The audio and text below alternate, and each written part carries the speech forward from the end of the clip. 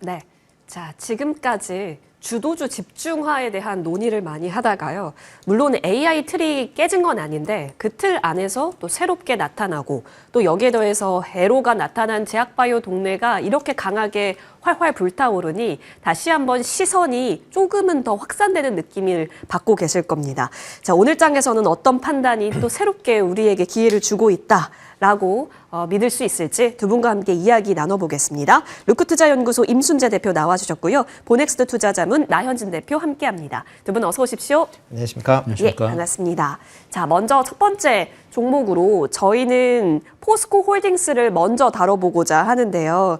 지금 사실 코스닥이 가려면 뭐가 치고 갈 수 있을까? 2차 전지도 그 후보군이 될 수 있을 거지만 사실 시총 상단을 대표적으로 차지하는 것이 제약바이오잖아요. 그 속에서 앞으로의 경쟁력은 어떨까요? 2차 전지주를 바라보는 시선 저희 한번 정리해 보겠습니다. 포스코 홀딩스는 사실 이야기 되는 게 너무 많습니다. 철 이야기도 좀 나오고 있고 여기에 리튬 가격 이야기까지 나오게 되면서 지금 볼 게 참 많은 상황에서 오늘 수급이 공고히 잡히고 있습니다. 자, 임순재 대표님. 버리기에는 아까워진 종목이 됐어요, 2차 전지. 뭐 포스코 홀딩스 같은 경우는 뭐 철강 회사긴 하지만 예. 이제는 2차 전지 관련주에 네. 이제 묶여서 움직이고 있다라고 보시면 되지 않을까 싶습니다. 뭐 그렇기 때문에 2차 전지 관련돼서 뭐 최근에 분위기가 좋기 때문에 이와에 따라서 포스코 홀딩스도 그 분위기를 타고 있다라고 보시면 될 것 같고요.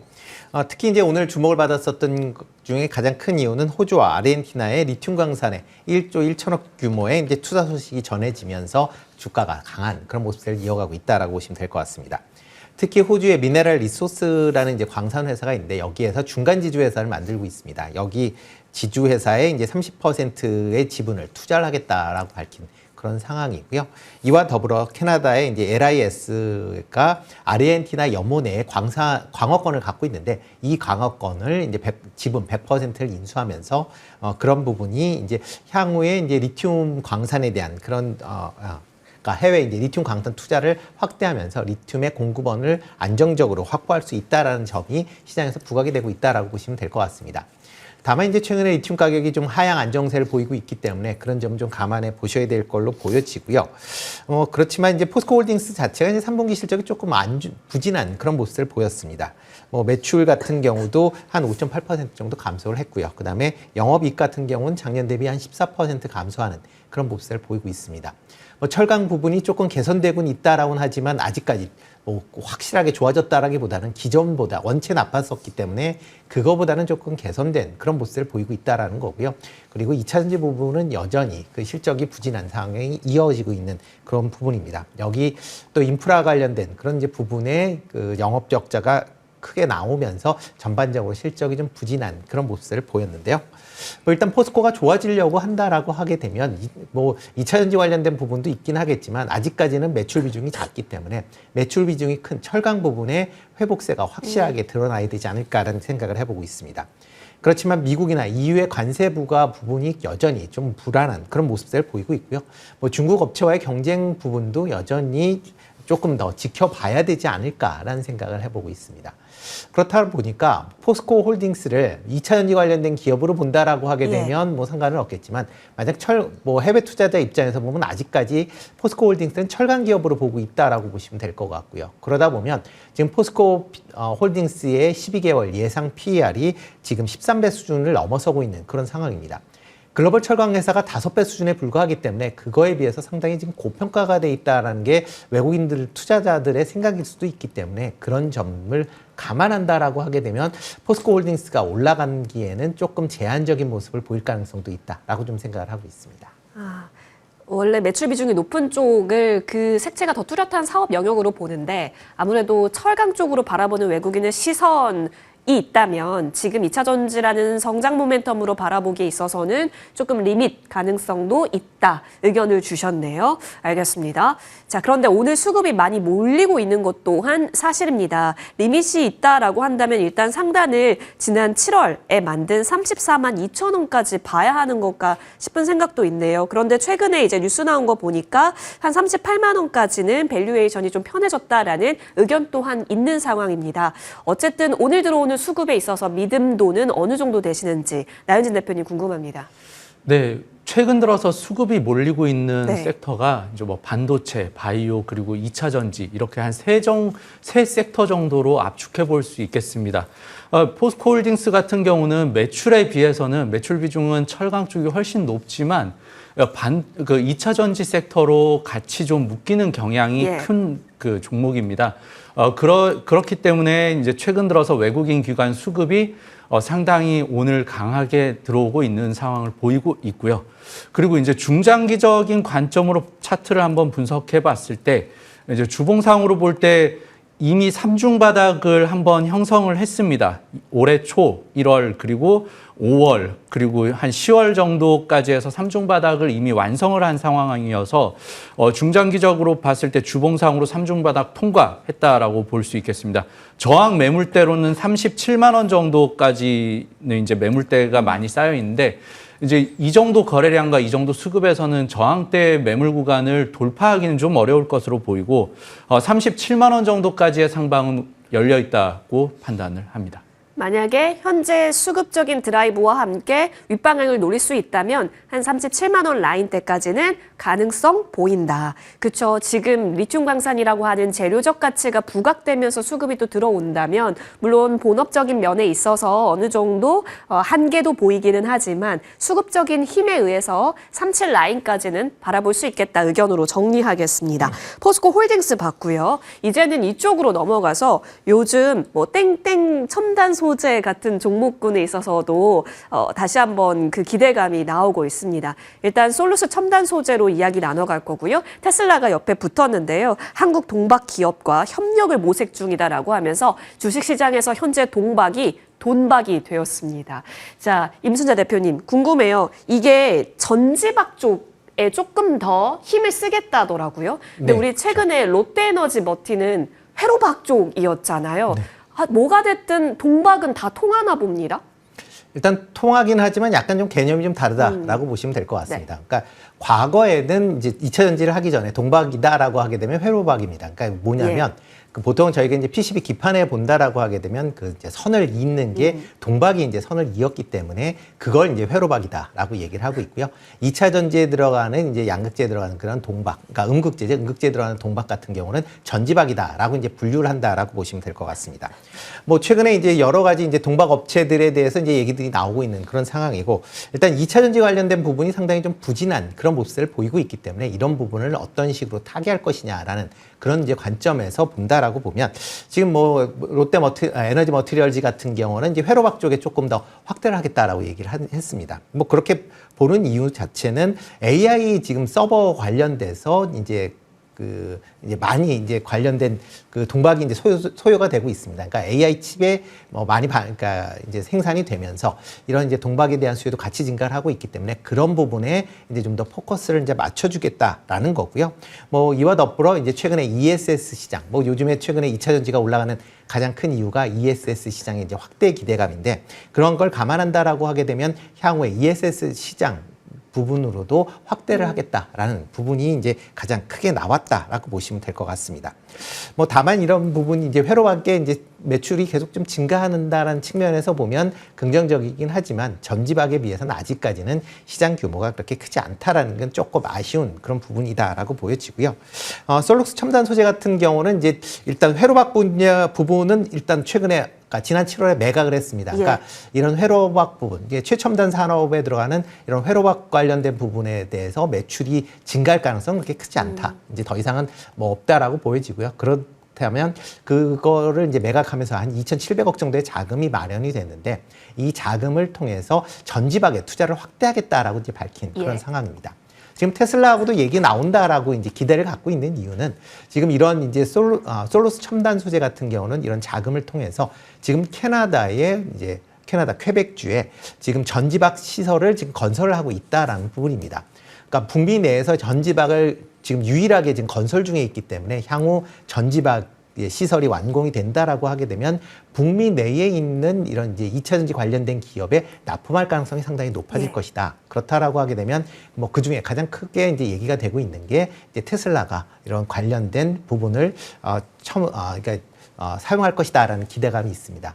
근데 다만 여기서 조금 이제 좀 더 지켜보셔야 되는 게 지금 미국과 이제 캐나다 간에 지금 뭐 북미 이제 자유협정이 있기 때문에 뭐 관세가 없을 것이다라고 얘기는 하고 있는데 지금 뭐 미국과 캐나다, 특히 트럼프 행정부 내에서 지금 계속 나오면서 캐나다에도 고율 관세를 지금 매기고 있는 그런 상황입니다. 그러니까 그런 부분이 어떻게 작용할지는 좀 더 지켜보셔야 되지 않을까라는 생각을 해보고 있습니다.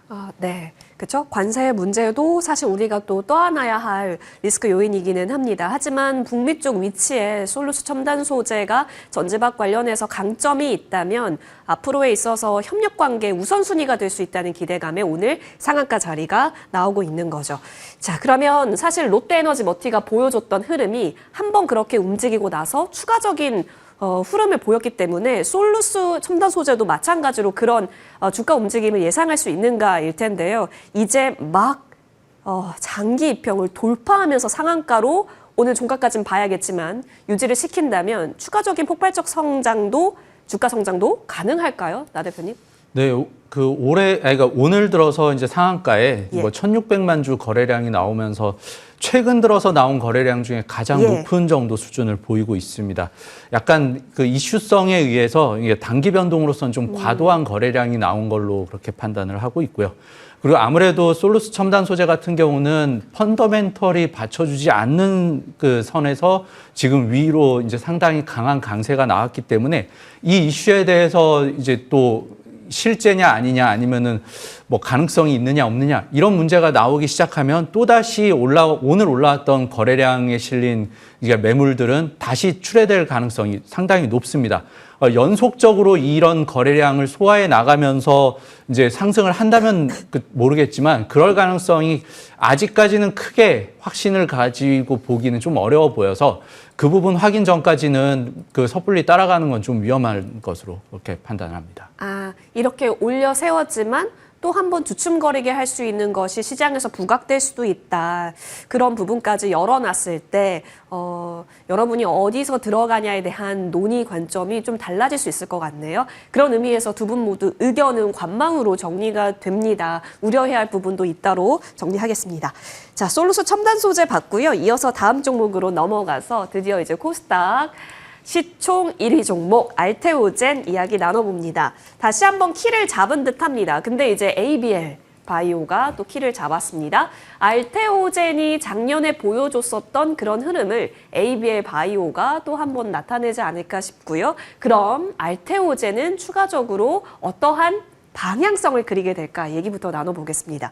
사실 최근에 주가가 강하게 튀었었던 것 중에 하나가 이제 코스피 이전에 대한 회사 측에서 발빠르게 준비하고 있어 보인다도 있었는데 또 기술 이전 모멘텀이라고 한다면 알테오젠이 가장 갖고 있었던 강점 중에 하나이지도 않았을까요? 자, 현재 구간은 어떤 관점으로 바라보세요? 네, 일단 뭐 바이오 관련된 종목들은 뭐 계절적인 성향도 있는 데다가 예. 최근 들어 이제 미국에서 기준금리 인하 가능성이 다시 확대되고 있다라는 부분이 지금 뭐 시장에서 좀 주목도를 높이는 거 아닌가라는 생각을 해보고 있습니다. 뭐 미국의 이제 FOMC 12월 달 FOMC 회의에서 뭐 추가적으로 기준금리 인하 가능성이 뭐 다시 조금씩 높아지고 있는 그런 상황이다라고 보시면 될 것 같고요.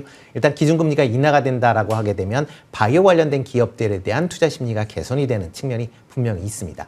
여기에 과거에 이제 국내 기업들이 이런 이제 4분기에 기술 수출과 관련된 그런 이슈들이 많았기 때문에 그런 점도 같이 좀 부각이 되고 있다라고 보시면 될 것 같고요. 뭐 오늘 ABL 바이오가에 대한 이제 기술 수출 관련된 그런 부분이 얘기가 나오면서 전반적으로 이제 바이오 관련주들의 투자 심리가 상당 부분 개선되는 그런 모습을 보였습니다. ALB 바이오 같은 경우는 이제 릴라이 릴리와 이제 글랩바디 B라는 이제 플랫폼을 3조 8천억 기술 이전 및 그다음에 이제 공동 개발을 하겠다라는 이제 부분을 이제 체결을 했다라고 이제 얘기가 나오고 있는 상황이고요. 그러다 보니까 이제 신약 관련된 이제 기술 플랫폼을 뭐 갖고 있는 기업들 그리고 뭐 이미 수출했던 기업들 모두 지금 시장에서 주목도를 높였다라고 보시면 될 것 같습니다. 뭐 알테오젠 같은 경우는 뭐 기술 수출과 관련돼서 가장 먼저 지금 뭐 주목을 받았었던 그런 기업이고요. 그런 부분이 지금 주가에 충분히 좀 받쳐져 있다라고 보시면 될 것 같습니다.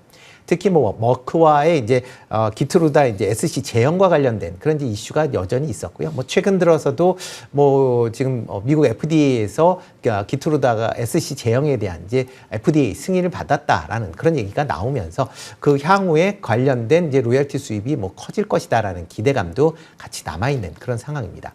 그렇지만 이제 이런 머커와 관련된 부분은 이미 주가에 반영이 됐다라고 보시는 게 좀 더 맞지 않을까라는 생각을 해보고 있고요.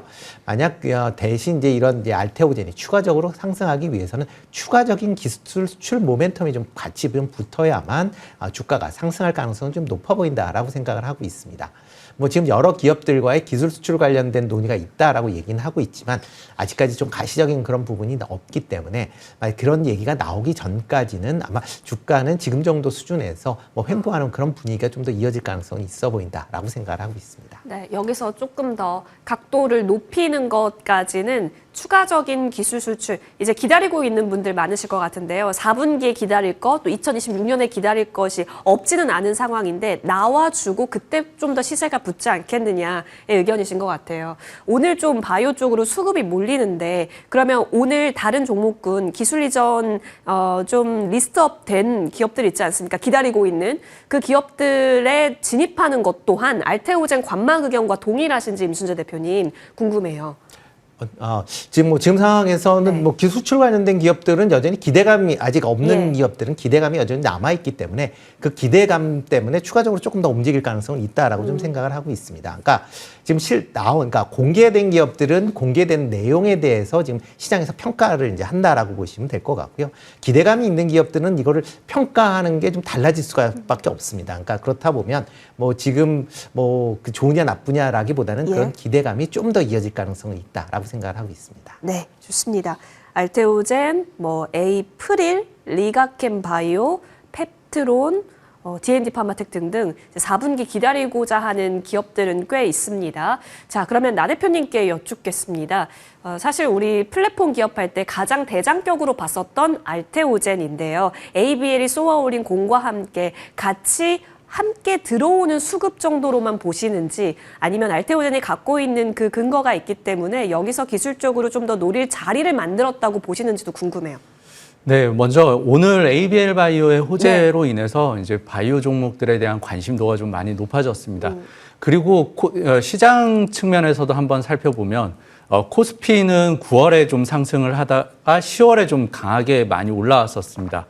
그에 반해서 이제 코스닥은 9월에 좀 미리 올랐다가 이제 10월엔 좀 주춤한 모습을 보이고 있는데 이 부분에 대한 이격 차이를 줄이기 위한 움직임이 이제 코스닥에서 좀 시작됐다고 보고 있고 그 신호탄을 이제 ABL 바이오가 쏘아 올렸다라고 보고 있습니다. 그럼 ABL 바이오가 증명한 기술 수출에 대한 이제 그 레퍼런스를 바탕으로 이제 다음으로는 알테오젠이나 뭐 올릭스를 포함해서 여러 가지 플랫폼 사업을 하고 있는 업체들로 관심이 높아질 수 있다고 보고 있고요.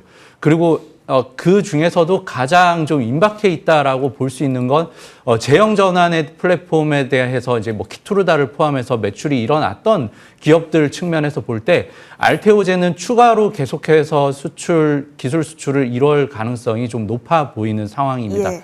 그로 인한 수급 계속해서 들어올 것으로 보고 있고 코스닥에 대한 강세를 포함해서 그 알테오젠 같은 경우도 추세적으로 신고가를 계속해서 갱신해 나갈 것으로 하반기에는 그런 정도의 강세 예상을 해볼 수 있겠습니다. 추가적인 신고가를 계속해서 만들어가는 시나리오를 이번 추운 12월 말까지는 좀 기대가 가능하다 의견 주셨으니까요. 참고해 보시죠. 오늘도 꽤나 지금 7%대 강세를 큰 수급과 함께 들어오고 있습니다. 추가 움직임 보겠습니다.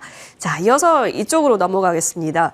요즘에 제약바이오가 ABL 바이오가 이렇게 신호탄 터주기 전에 의료 AI가 더 강하네라는 생각을 아마 하셨을 텐데 오늘 제약바이오 움직임과 같이 나오고 있습니다. 의료 AI 일단. 그 가운데 또 개별 이슈가 있는 노을 살펴보고자 하는데요. 신테카 바이오가 오늘 아침부터 또 상한가에 들어갔고 의료 AI 단에 대한 기대감 또한 지금 제약바이오와 함께 실리고 있는 구간입니다. 자, 이쪽도 한 번 튈 때 끼를 보였었던 종목군이에요. 지금 의료 AI 단에서 전반적인 사이즈를 어떻게 보시는지 그 가운데 노을이 주는 종목의 좀 더 큰 모멘텀을 뭘로 해석하시는지 궁금해요. 뭐 젠슨왕 CEO가 이제 국내 왔다 가면서 이제 뭐 불거졌죠. 뭐 예. 그만큼 이제 AI 시장 내가 이제 확대될 수 있다라는 겁니다. 그러니까 그만큼 이제 GPU를 이제 국내 이제 GPU 그러니까 공급을 하면서 국내 AI 기반이 확대된다라는 관점에서 이제 사람들이 AI와 관련된 분야에 대한 그런 관심사항이 커졌다라고 보시면 될 것 같고요. 뭐 그동안은 이제 하드웨어 중심적이었다라고 하게 되면 향후에 AI 인프라가 확대가 된다라고 하게 되면 AI를 활용한 이런 소프트웨어 관련된 기업들 쪽으로도 수혜를 입지 않을까라는 기대감이 지금 나오고 있다라고 보시면 될 것 같습니다. 그런 관점에서 제일 먼저 이제 지금 시장에서 주목을 하고 있는 게 그러니까 의료 부분이다라고 보시면 될 것 같습니다. 과거에 뭐 국내에서도 이제 의료 AI 관련돼서는 여러 기업들이 있습니다. 그와 관련돼서 뭐 상당히 시세를 봤다가 그 이후에는 좀 뭐 관련된 부분이 조금 지지부진해지면서 주가가 뭐 전체적으로 조금 조정을 받았었던 그런 모습을 좀 보이고 있다라고 보여지고요.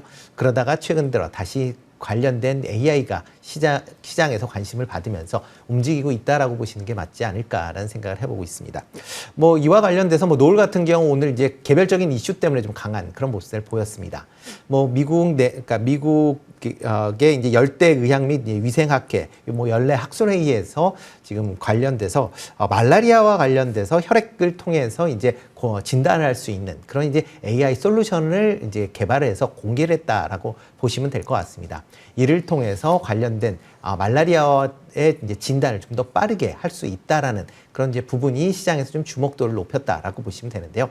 근데 다만 조금 그러니까 조금 더 지켜봐야 될 측면이 있습니다. 그러니까 이유 중에 하나는 이게 말라리아라는 게 조금 아쉽다라는 겁니다. 그러니까 이유는 뭐냐면 말라리아가 기본적으로 지금 AI와 관련돼서 투자를 많이 하는 쪽을 보면 일단 선진국 중심으로 많이 하게 되는 거고요. 그와 관련된 매출이 좀 많이 발생을 하게 됩니다. 근데 말라리아는 주로 걸리는 게 이제 개발도상국 중심으로 많이 이제 뭐 분포가 되는 그런 이제 병이다 보니까 이쪽 분야에서 대규모 투자를 대규모로 투자를 한다라고 해서 그게 이윤이 많이 발생할 수 있겠느냐라고 보면 그 부분은 조금 퀘스천이다라고 보여집니다. 그러니까 어차피 보편적인 그런 기술로 바뀔 가능성은 있기 때문에 그렇다라고 하게 되면 뭐 수익성 측면에서 보면 이런 말라리아 관련된 AI 진단 이 기술적으로는 상당히 좋을지 몰라도 수익성으로는 그렇게 뭐 좋을 것이냐라고 보면 거기에는 조금 더 의심을 좀 가질 수밖에 없는 그런 상황이고요. 다만 이 기술을 다른 쪽 병변으로 확대시킬 수 있느냐 여부가 어떻게 보면 추가적인 주가 상승으로 연결될 수 있느냐를 결정하지 않을까라는 생각을 해보고 있습니다.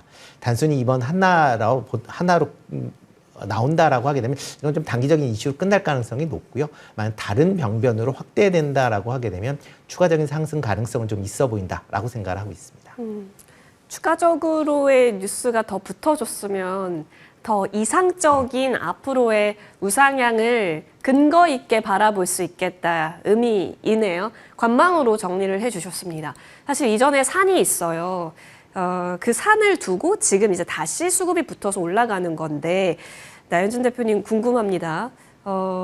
오를 만들었었던 그 산에서 이제 매물 소화에 가면서 다시 올라가는데 그 재료 자체에서 주고 있는 점수가 크지가 않네요. 그러면 이번에는 수급적 파워가 어느 정도인지 저희에게 점검해 주셔야 되겠는데요. 네, 오늘 같은 경우는 바이오에 대한 좀 관심도가 높아지면서 들어온 네. 수급이라고 볼 수 있겠습니다. 뭐 기관 수급은 없는 상황이고 외국인 수급만 일부 있는 정도라서 수급에서의 특징점도 그렇게 보이고 있지는 않습니다. 그리고 지난번 9월에 나왔던 상승세를 살펴보면 갭상승과 갭하락을 반복해서 했던 구간이 좀 눈에 띄는 구간입니다. 이런 구간과 이런 패턴을 보일 때는 여기를 벗어나야 이제 진짜 강세가 전환됐다라고 볼 수 있고 그렇지 않을 경우에는 이 안에 계속 가둬져 있을 가능성이 좀 높습니다. 그래서 지금 현재는 4,000원을 돌파했을 때부터 체크를 해보실 필요가 있다고 보고 있고 현재 구간 2,000원, 3,000원 사이 구간에서는 계속해서 박스권 흐름을 보일 것으로 이제 좀 예상을 하고 있습니다. 현재 오늘도 3,000원 이상까지 올라갔다가 다시 밀리고 있는 모습인데 3,000원 이상에서 안착해서 4,000원을 돌파하기는 좀 어려운 상황입니다. 만약에 4,000원을 돌파한다면 그때 살펴보셔도 늦지 않기 때문에 현재는 박스권 구간 상단이다라고 보고 대응하시는 것이 좋을 것 같습니다. 지금 이 박스 상단으로 좀 그 기준점을 언급 주셨습니다. 여기서 더 추가적인 돌파력을 보이는가가 재료적으로도 수급적으로도 마찬가지네요. 이 부분 챙겨보시죠. 자, 관망이 좀 나오는데 저 이쪽은 어떨까요? 반도체 내에서 최근에 기판의 강세가 굉장히 뜨겁습니다. 특히 코리아 서킷도 최근에 좀 주름 잡고 있는데 기존 기판 강자 대덕전자 흐름 한번 보겠습니다. 오늘 또한 잘 가요. 말씀드렸다시피 숫자로 증명이 되니까 여기서 세론 실적이 아니라 그냥 더 뚫고 가는 수급이 더 붙습니다. 대덕전자에 대한 앞으로의 방향성은 이제부터는 계속 그 상승 가도를 달리고 있구나. 이렇게 보면 되는 걸까요? 최근에 아찔하게 가서. 네, 그렇죠. 아찔하게 가고 있죠. 예. 일단 근데 뭐 PCB가 기판 관련된 그런 이제 기업들 자체는 아마 실적 개선세가 이어질 가능성은 좀 더 있어 보인다라고 생각을 하고 있습니다. 최근 들어 이제 이런 이제 기판 업체들이 이제 강한 가장 큰 이유는 이제 반도체에 대한 수요 증가다라고 보시면 될 것 같고요. 뭐 반도체에 들어가는 이제 여러 가지 반도체가 이제 생산이 증가한다라고 하게 되면 이런 기판에 대한 수요가 증가할 수밖에 없다라고 보시면 될 것 같습니다. 특히 이제 고부가 같이 이제 메모리들이 이제 증가를 하고 있습니다. 뭐 대표적으로 이제 HBM 같은 경우도 그렇고요. 아니면 뭐 다른 이제 고부가 가치성 이제 기판들의 수요가 계속 증가하고 있는 그런 상황입니다. 이런 기판에 이런 이제 반도체에 대한 수요가 증가하면 그만큼 생산량이 증가할 수밖에 없는 그런 상황이다라고 보시면 될 것 같고요. 이런 이제 반도체에 대한 이제 그러니까 수요가 증가하면 그만큼 여기에 따르는 기판에 대한 수요도 같이 증가할 수밖에 없다라고 보여집니다. 특히 고부가 가치성 이제 기판에 대한 수요가 좀 더 빠르게 증가를 하고 있기 때문에 뭐 같은 이제 판매량을 기록을 한다라고 해도 가격이 높기 때문에 그만큼 실적 개선세가 좀 더 빠르게 나타날 가능성은 있고요. 이에 따라서 영업이익 측면에서도 봐도 긍정적으로 볼 가능성은 충분히 있다라고 보여집니다. 뭐 대표적으로 이스페타시스 같은 경우도 주가가 그동안 많이 올랐습니다. 뭐 HBM에 들어가는 그런 기판에 대한 기대감으로 많이 그러니까 기판이 이제 납품이 되면서 올랐다라고 보시면 될 것 같고요. 뭐 이런 그 뭐 단순히 HBM뿐만 아니라 다른 기판에 대한 수요도 지금 최근에 확대가 되면서 그러니까 주가 상승의 수발주자인 대덕전자나 아니면 코리아 서킷 같은 경우도 강한 주가 상승세를 보이고 있다라고 보시면 되겠습니다. 대덕전자 같은 경우도 뭐 최근에 주가가 많이 올랐다라고는 하지만 뭐 지금 상황으로 보면 추가적으로 상승도 가능하지 않을까라는 개인적으로 좀 생각을 하고 있습니다. 뭐 그 이유 중에 하나는 반도체 업황 개선세가 내후년까지도 이어질 수 있다라고 보면 이와 관련돼서 실적 측면에서도 내후년도까지는 계속 우상향을 보일 가능성이 좀 커 보인다. 그렇다라고 하게 되면 뭐 최근에 주가는 상승했지만 추가적으로도 더 올라갈 그런 상승폭은 있지 않을까라는 생각을 해보고 있습니다. 지금 각도가 살아있는 종목이 대덕전자고요. 각도가 꺾인 쪽은 심택인데 지금 옆으로 가는 건 TLB거든요. 그럼 이쪽에 기회는 있다고 보세요? 네, 일단 뭐 관련돼서도 뭐 여전히 관심 있게 뭐 보셔야 되지 않을까 싶습니다. 뭐 기판에 대한 수요 자체가 감소할 가능성은 당분간은 없기 때문에 그런 관점에서 보면 이런 기판 관련된 종목들은 좀 더 지켜보셔야 되지 않을까 싶습니다. 차트 살아있고 잘 지키는 쪽은 그래도 관심권 유효하다로 잘 정리를 해주셨습니다. 아찔해서 문제예요. 그런데 자 그래서 나 대표님 의견 또한 궁금합니다. 이렇게 가는 종목은 추세 계속해서 끌고 가는 거잖아요. 엄밀히 말하면 보유자는 걱정할 게 없는 건데 미보유자 입장에서 혹시 노릴 수 있는 중요 자리 구간들이 있을까요? 네, 중소형주 중에서는 특히나 외국인 수급보다 이 기관, 특히 투신의 그 수급이 가장 중요합니다. 대덕전자의 수급을 한번 살펴보시면 최근 들어서 투신이 계속해서 연속으로 매수가 들어오고 있는 상황입니다. 상당히 높은 수준으로 그 매수가 집중되고 있는데 이것이 차트에도 좀 나타나고 있다고 보고 있습니다. 현재 이렇게 올라가는 그 차트 같은 경우는 이게 정배열로 시세 분출 구간까지 이제 그 끝이 어디라고 정하기보다는 정배열로 계속 끌고 간다라는 측면으로 살펴볼 수 있겠고 혹시나 뭐 고점에 다다랐을 때는 대량의 거래량이 나오기 때문에 오히려 내려올 구간까지도 편하게 앓을 수 있다는 이제 어떻게 보면 차트 중에선 가장 편하고 시세 분출이 나오기 가장 좋은 차트의 모양이고요. 그리고 지금 만약에 가지고 있으신 분들 같은 경우는 그대로 끌고 가시면 되겠지만 만약에 보유를 하지 않았는데 이제 기판 쪽에 관심이 있다라고 보실 경우에는 이런 종목들은 21선 조정도 크게 받기는 좀 어려운 상황입니다. 5일선 하단에 있을 때는 매수하셔도 충분히 가능한 자리라고 보고 공략하는 자리로 한번 노려보셔도 좋을 것 같습니다. 예. 이게 그쵸. 5일선에서 11선 사이에서 계속해서 그 상승 채널이 만들어지고 있습니다. 10월 말부터 계속해서요. 그러면 이걸 노리는 것이 오히려 방법이 될 수 있다로 저희 정리하겠습니다. 두 분과는 여기까지 얘기 나눠봐야겠네요. 함께해 주셔서 고맙습니다.